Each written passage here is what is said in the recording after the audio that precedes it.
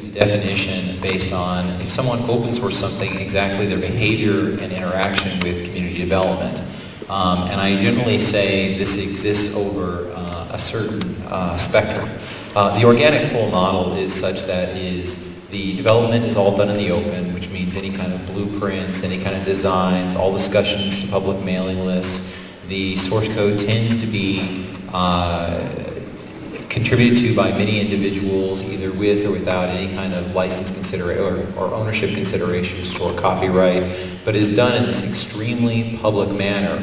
On the other side of the spectrum, we have fully inorganic, which is a throw the code over the wall. So a company will say, we're going to make this open source. They throw it over the wall, but they don't expose any of the decision making, any of the roadmap making. They don't tend to take contributions back from the community. In fact, they generally discourage that. And what I have discovered over the years is that companies who want a larger growth or a larger community tend to be ones that are closer to the organic side. But the aspect of between organic or inorganic, a certain mixture in that allows for different business models to actually exist. So when we evaluate where they are on the spectrum, and based on where they are in the spectrum, what is the actual business models that are available to that company. So Ted and Steve, do you agree? Is there anything you want to add or change? I guess I would say, I don't know that I would challenge anything in there except to say that I think one of the things that we definitely see in terms of, again, working with clients of sort of all shapes and sizes, full disclosure, Sun and MyScale being a couple of those, is that it's very difficult to pin down companies in terms of distinction, right? In other words, the organic to organic essentially differentiation between different projects seems to me to be pretty fluid and dynamic. In other words, it's a spectrum. And companies and projects exist somewhere on a spectrum as opposed to being sort of strictly organic versus inorganic. But at least, that's my experience anyhow. Yeah, the one comment I would add is that for a lot of people, I think they have ascribed to open source really what is more the organic, open collaborative development model. And so it's a very easy mistake to make to assume that if you take code and you slap a certain license on it, that it now is somehow going to take on all of the attributes of, say, a successful project sponsored by the Apache Software Foundation. And in fact, I think sometimes there are companies who very deliberately will try to blur that distinction for a marketing effect. They'll actually try to say, look how cool we are, this code is open source, and never mind the fact that 99% of the contributions are still coming from the company's engineers, and in fact, they haven't done a lot of work to encourage outside contributions. But isn't it still cool when a company at least publishes their source code under an open source license? It's better than not publishing the code under an open source license, but from the point of view of someone who is trying to figure out whether or not a technology has legs, right? Whether or not it will continue to prosper even if the originating parent company falls on hard times or loses interest. In the extreme case, you have the companies that took code, a product that they were planning on jettisoning and open sourcing it and throwing it over the wall, and they don't support it. And that's the most extreme end. But even more generally, if you have a very diverse software development community with multiple companies, and this is not a corporate versus anti-corporate stance, if you have multiple companies that are supporting a technology, then the decision making tends to be more on what is best for the project and what's best for the technology. And if you only have one company sponsoring all the engineers, the temptation is very great for the pointy-headed managers within that company to make choices based on the profitability of that one company. And again, nothing wrong with that. That's the American model. But it's not. It's very distinct from for example, in Linux, where Linus Torvalds does not work for IBM or HP or Intel. He works for a non-profit organization and is, cannot be directly influenced by the companies that derive benefit from Linux, and that may be very different in other operating systems. So part of what I think you're getting into is that there is how do I say this, okay, I'm going to be strong words here, the corporate sociopathic druckerism crud that exists, that company exists only to continue the company with no ramifications of social aspects or anything else. It's we the company everywhere. And that's kind of how sysadmins love the bastard operator from hell. You find the average executive loves Drucker for about the same reason. So here's the thing. Yeah, I got a longer rant on this one. So anyway, the effective executive, I'd really recommend reading it. so anyway, what I'm getting at here, other than that comment, is that, sorry.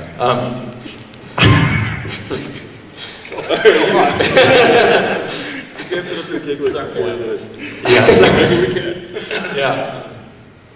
What I'm getting at here is that there is a space, though, that is available for companies in which they can innovate and still provide business models. For instance, on a fully organic model, where you're taking pieces from everyone, not trying to take contributions back, can a company turn that into a serviceable product? And the answer is yes. Now, could they build an embedded product? No, that's not likely. They couldn't build an embedded product, for instance, if they're around something like the GPL, because of licensing conditions, and you can't actually own the code and dual license and all that. But there's plenty of other business models around that. But that's one aspect of organic. A fully organic model may eliminate, for instance, that. Though I think that, and this is starting to, we've been seeing this bubble up more recently in the discussions between the difference between open source and open source, which in reality is just a cover for crippleware. There are ways of opening up source code, even if it's GPL, in a manner that allows companies to extend it by using, for instance, well-defined interfaces that say, this is a level playing field, and anyone who writes to this interface has a level playing field with anyone else. So I think there are ways of going about this. Yeah, I think my reaction to the original question, I think, would be, ultimately I'm a pragmatist at heart, and more open source code is more better, as far as I'm concerned. That does not mean that I don't recognize that there are distinctions within, projects, again, that exist on different, positions along the spectrum of organic to inorganic. Certainly from a long-term viability perspective, there are absolutely distinctions. But ultimately, I try to rely on the market to make their own decisions in that regard. And I know a lot of the debates that I've had around this topic, both in the blogging world, with people individually and so on, many of them have centered, for example, on MySQL. And a lot of folks will make the argument, with some justification, that MySQL is a relatively inorganic project. And yet it has been, certainly one of the most, if not the most successful open source databases on the planet. So ultimately, I think where I sit is that yes, there are certainly distinctions, but as long as the source code is open, let the market decide. I've had a lot of people come back and say, well, it's wrong that this is an inorganic project, you should pick an alternative. There are organic alternatives to MySQL, and some of which are certainly successful. So the options are there, and ultimately I think much of it comes down to choice. And while I might personally, or clients of mine might personally favor those projects that are more organic, ultimately I think the introduction of code in whatever form that a company is comfortable with, over the long term is a good thing. So, yeah. I think there's a fundamental slight disconnect, because open source, I can own my copy and change my copy, right? And we're talking about organic giving back. Well, I can't change your copy in a product that's inorganic. That's right. That's a more difficult problem, and that's not what people usually are thinking about when they're thinking about open. They're thinking about I can modify my software, not I can modify your software. Right. Even though obviously it's beneficial, because if you're not a developer or you're not, you can't change everything on every software that you own. So just to restate the point, if you didn't hear it, was just the fact that open source really means that if I take your code, I can modify my copy of it, but it doesn't necessarily mean that I can modify your copy of it. And I think it's a really good point. Yeah, I mean, that's very true. I think the one thing that some people sometimes forget is that you can modify your copy, and there are certain, without going into specific names, certain open source conference management systems, content management systems, where I can modify a copy, but because it's not done in a way where they're likely to take my change back, or it's not a very pluggable architecture, when they release the next version, I'm going to have hell getting my customizations merged back into that particular CMS. And so, depending on what the change is, you really want, you may find that the ability to make change is much more valuable if in fact they'll take your change and merge it into the main line, as opposed to you having to maintain this feature outside of the tree and constantly patching it back. Right, I would certainly agree with that, but I want to, so 2 points. The first is that, even in, sort of quote-unquote organic project, there's no guarantee, right, that patches are going to be accepted back. It's certainly, I know folks, it's probably not even likely. I mean, well, if you're not a core contributor. Well, I think it depends on the project, depends on the patch, yeah. right? It certainly it varies from project to project, but certainly there's no guarantee. But then even if you have that ability, I don't know. I think it's a circumstance where, again, I think the market has dictated that certain models are accepted and certain models are not. And when it comes to organic versus inorganic software, I think at this point, the market has certainly indicated that both models are acceptable under certain circumstances. You might prefer to be able to get changes back, but if the project is good enough, it will succeed in spite of that. So I actually think this is something that I find interesting that Mark Shuttleworth has been pushing with Launchpad. And some extent also I see this in GitHub, or I believe it's occurring in GitHub, which is the idea that forking is okay and that there should be a managed means of actually handling this. If you look at Launchpad today, for instance, anyone can take a project, can actually, thanks to distributed revision control systems, fork that project, make their change to it, and depending on, obviously, their level of expertise, if they can continue with it, they can publish their tree, and their tree can be an ongoing tree that others can use. And I think this is actually a really good thing that has occurred in open source. It's been very expensive for way too long to take a project and do custom maintenances to it. That's generally been, generally you'd be shooting yourself in the foot. But I think we've finally reached the point where technologically that might be viable now. That's a really good point. So, when companies publish source code for the first time, take proprietary code and put it out, there's often a lot of pressure to not only do that, but with all due haste, move to an organic model. Do you think that is to the point where there's, and I've seen this myself on a couple of occasions, where within days of releasing the code, there's a pretty strong sentiment that, like, well, you guys aren't really open source because you're not moved to this organic model. And I'm wondering, at what speed should we expect companies to move to organic model, or should we even expect it at all? Well, I would say, again, I think it varies on a case-by-case basis. Right? It depends on, for example, if the company is willing at some point, to move to a quote-unquote organic model, much of the speed in which they're able to do that depends on the size of the project, how many encumbrances there might be, who owns the copyrights. It's a very, very complicated situation in terms of how you make that progression. But as to whether it should be, the accepted and ultimate destination of every project, my answer to that would be no. I always fall back on, letting, essentially defending choice. To me, if you're the author of a particular product, you have the right to do with that what you wish. Now, that has consequences, right? So in other words, I'm not one who says that Microsoft should open source Windows or Office just for the sake of open sourcing them. I tend to think that in certain cases, certainly that might be an advantage. But it is their right to protect those assets, and certainly it is the right of vendors, in my opinion, to release assets and maintain them as inorganic projects if they wish.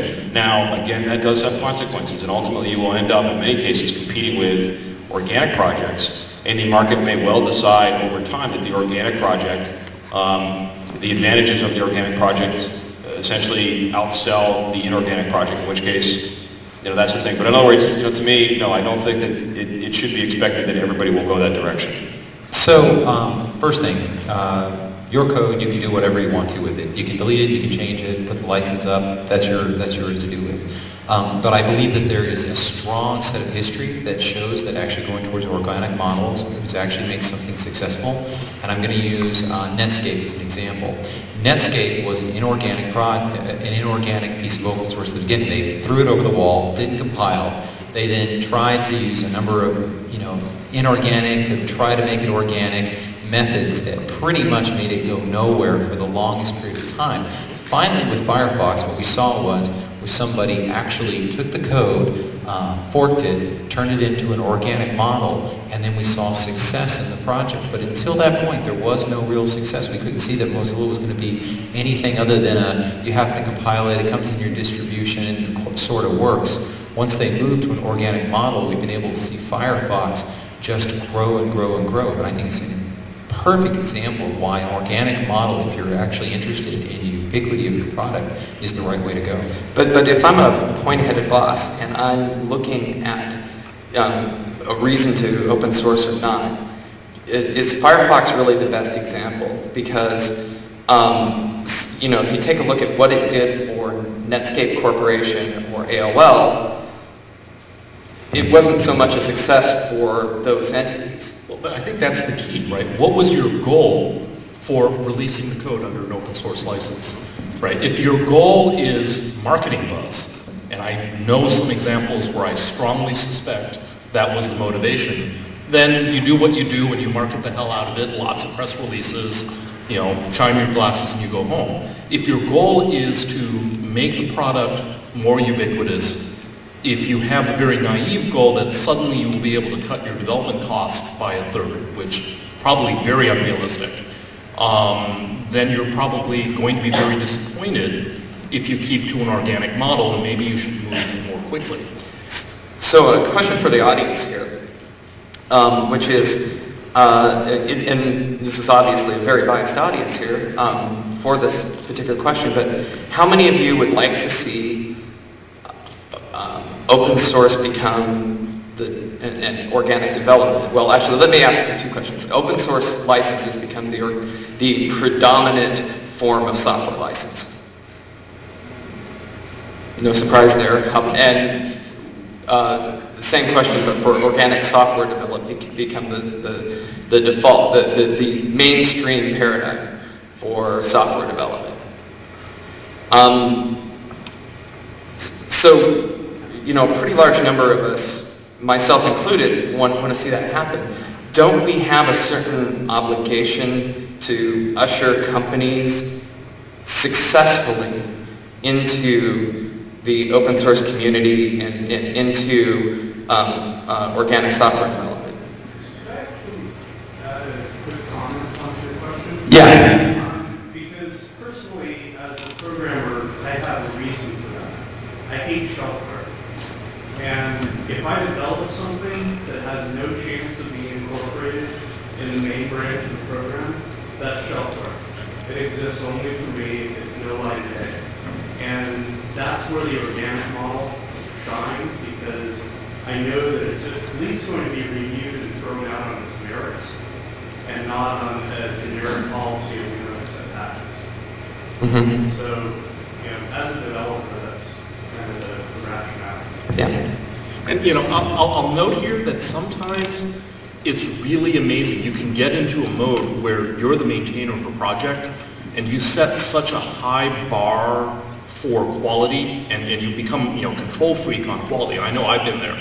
That I'll turn down people's contributions as opposed to taking the time to work with that person and say, yeah, I understand why you want this feature. Here's the things you need to do in order to make your patch reach the quality bar where I'm willing to maintain it moving forward. And that takes time, right? And as an open source maintainer, if you don't take that time, that person will decide to go away, right? And work for someone else or work for some other project. Yeah, right. You know, there's a misconception in the open source developer community about what commit access means. People seem to think that commit access is this great badge that allows them to just push feature after feature after feature with no control, where really the model should be instead that commit access actually means you're a worker bee. It should be drudgery work. You're the garbage man. And that's really what it means to actually commit code if you've got it in your head correctly. It does not mean a free will to push features. It means that you're the garbage man. You collect everything, you sort everything, you make it all happen. And that is something that is, I still think that many individuals in the open source community don't understand that. I'm still interested in the answer to my question, though, which is as a community of people who really want to see open source licensing and organic software development be the dominant paradigm. You know, one thing that we can do is to sort of sit back and say, well, that company's just not doing it right, and they'll figure it out one day, right? But, you know, that sort of passive attitude, I think, potentially leads to a situation where, you know, yeah, eventually it'll happen, but, you know, eventually we're all dead anyway, right? So, you know, how do we make this happen in our lifetime so that it becomes the dominant paradigm? The best thing I think you can do is to continue to demonstrate success. You know, I think Brian raises a great example in Firefox. There are many, many examples of the advantages of organic projects. And I think it's very much like open source itself, right? If we think of, you know, I've been coming to this conference for many years, and I know having conversations around software entities going open source, period, 3 to 4 years ago were much more complicated than they are today. And the primary reason for that is not because they're smarter, not because we've helped, not because, you know, really any things that we could point to, is that there is a demonstrated track record of success that you can point to. You know, because nobody wants to you know, take a leap of faith, you know, when people's livelihoods and the futures of firms and so on are at stake. So in terms of the you know, making companies more comfortable with organic development, again, I think it just takes time, and I think it takes the understanding that in many respects it is a superior model, and you know that, you know, assuming that you believe that that's true, and it seems from the hands in the room that we, you know, that there is general consensus that that's the case, the market ultimately will demonstrate that, and that will encourage further contributions and movement in that direction. So I think one of the challenges with bringing organic software development to a company is that within the company there are a lot of sort of characteristics or properties that seem to clash with organic software development. For example, organic software development is all about sharing information, and there are things about a company's products or about a company's pending releases that are often, you know, pieces of information that you may not want to share, you may not be allowed to share. And so how do you balance those kind of things? You know, the feature set for a particular product or release dates for a particular product. How do you balance the inability to share that information with the organic software development process? So the good news, by the way, is that if we go to the other side of the equation, which I live in the other side of the equation in part, which is the business side of things, there has been a movement in recent years that show that moving everything to what we call the edge is good. Moving like what your product development is, not only within our own industry, within other industries as well. So beyond software, there's a movement on the business side that has discovered that the more that they provide information back out to their customers, the more that they tell people what they're doing, basically the basic openness that exists in corporations, it's a good thing. So we're in an interesting state where the business side, for its own reasons, has decided that openness is a good thing. And because of that, I don't know that it's as far a reach as you say it would have been 10 years ago. Just one quick addendum to that. I think to the question that's asked, I think one of the things that we will see increasingly, and I think we're seeing this a little bit to date, are essentially hybrid, you know, quote-unquote hybrid approaches to organic software development. And what I mean by that is that a lot of the architectures that you're seeing emerge within open source projects essentially incorporate from the get-go the ability to plug in or enhance specific features. So therefore, in many cases, the foundation for a project may in fact be an organic open source project, and yet you still have the ability to introduce private features or confidential features and so on, developing them and then inserting them on top of the foundation via plugin or some other similar type of architecture. So that may be one way that firms address that, the divide that you're speaking of going forward. Simon Phipps makes the argument that it's okay for Sun to open Java in its platform because Sun still holds most of the expertise. However, you take a look at, we'll take Greg KH as an example, Linux kernel. I don't think Greg cares whether he works for Novell, whether he works for IBM, wherever he works. In a fully organic model backed up by free software licensing, our company's fungible from the point of developers as employers. I think what you will find is that, especially if you look at the sort of global Linux ecosystem, different companies will focus on different areas in order to meet their business objectives. So if you are someone who loves to work with print drivers, for example, HP will probably support you a whole lot better than IBM, which sold off their entire printer division, I don't know how many years ago. So I think companies are absolutely not fungible because at the end of the day, companies are responsible to their shareholders. I mean, we like to hope that they're not only about making money and nothing else. But companies will sponsor what makes sense for them. And again, I mean, that's why I believe the organic model works better, is that, the parts of the company that are working on, Linux on the mobile platforms will enhance it in ways that a server company probably wouldn't be interested in. Although these days power seems to be, green computing seems to be important to everyone. But, it's different. So with open source, there's always been the case that any company could decide to support any given project. They can, pop a sign out today that says, X amount of dollars this year, welcome to the enterprise, license, subscription model, blah, blah, blah. All that stuff gets popped out. But I think the truth of the model is that the companies who hire and retain some portion of the innovators within that projects are the ones that are actually likely to be successful around organic models. Now there's a twist there, is that there's always a tendency to try to hire everybody. And I think the hiring everybody model tends to fall apart. I haven't seen too much success in that as far as things go. So there is a dividing line there to keeping companies from eating a little too much. But I do believe that the companies that are wanting to be successful really do need to invest in, working with the main innovators. I think those are the ones that will be successful. But in the case of companies eating too much, when it comes to source code that was previously proprietary that gets published as open source, they've by definition eaten too much already. What can we expect of companies in moving to an organic model when the development staff all starts off at that single company? There's a huge leap for a company to go from an inorganic to an organic model, which in part is also very much based on the developers who already work on the code. If they're excited and interested in working in open source, it's going to be really successful. If they're dragging their feet to the door, they're not going to take patches, it's not going to be successful, and the best thing I can say about the open source in that case is it's a great way for somebody to learn how to write the program, and if the program's already dying and it's end of life, it at least is a lifesaver for companies who might be SOL if the product should go away entirely. And by the way, I believe that companies owe it to their customers that if they're going to end of life a product, that they should open source it. Because I think that is the right thing to do for the people who have been paying them for years. That's my belief. How do you...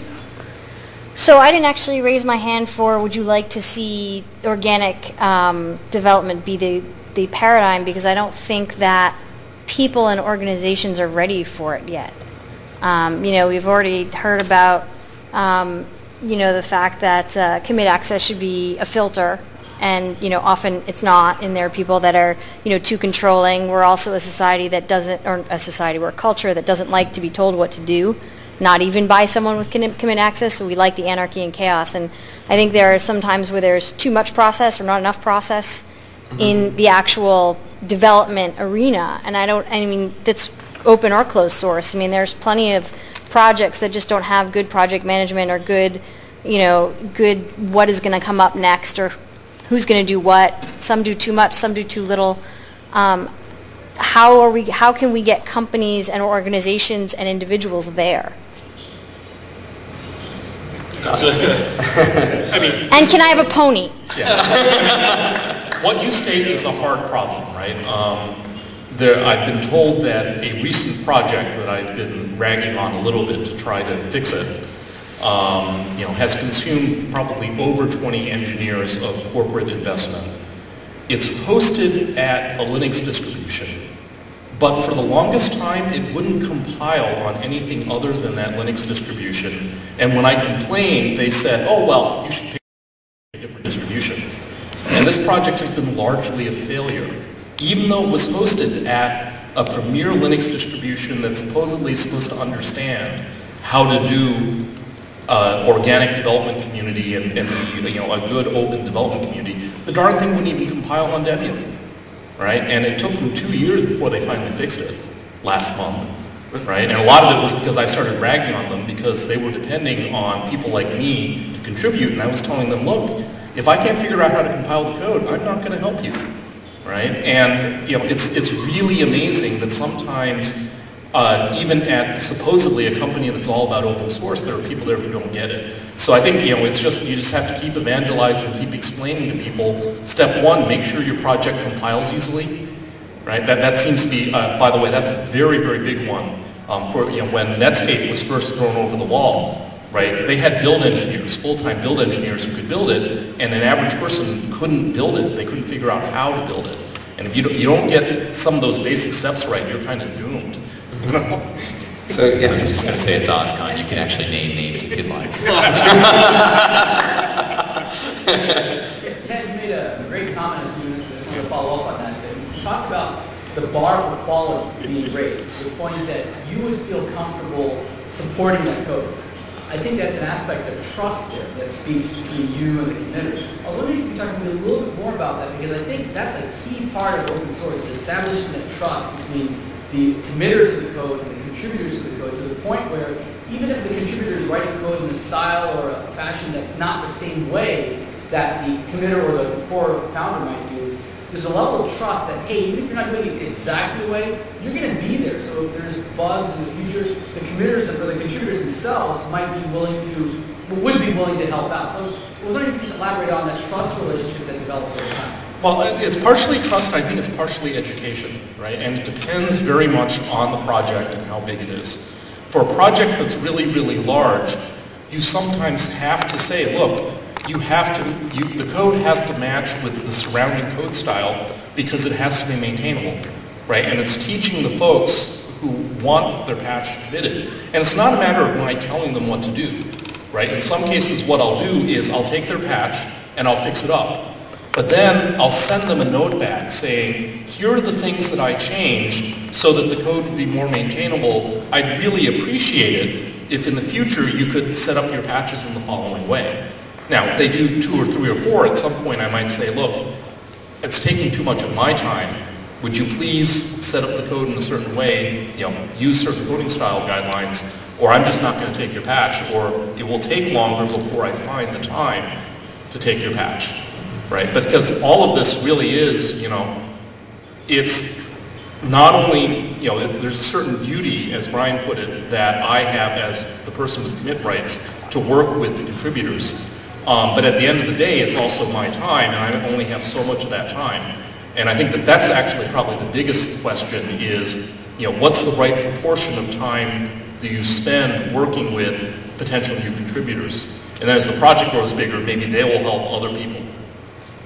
Just to give you an example, within the Memcached project, we had somebody send us a 10,000 line diff to it recently with features. That was they hadn't shown up to any meetings, it was way out on left field.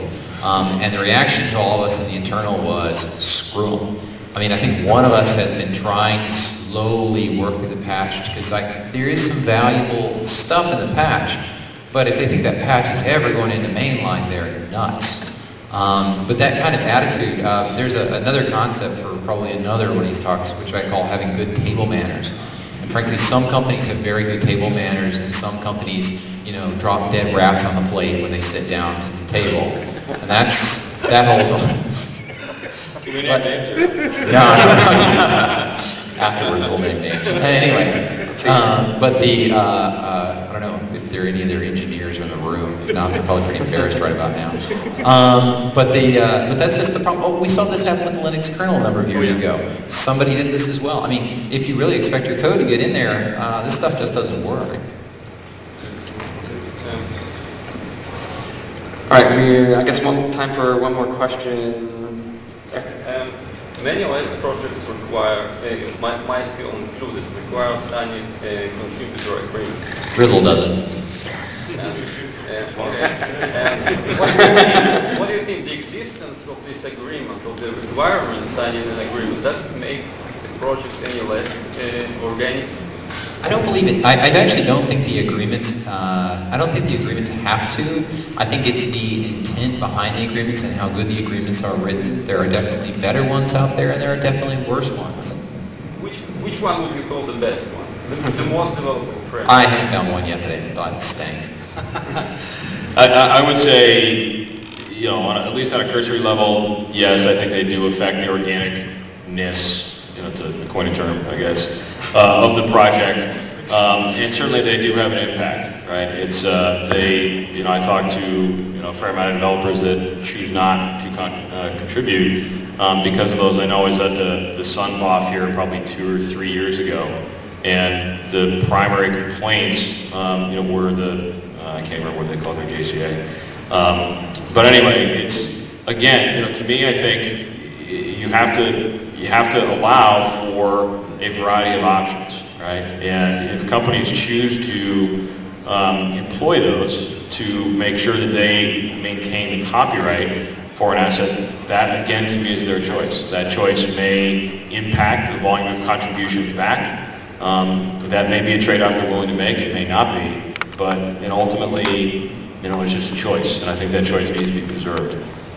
Okay, well, and with that, I think we're done here. So thanks everyone for coming. If we'll be up here for a little bit, I think, and well, most of us will.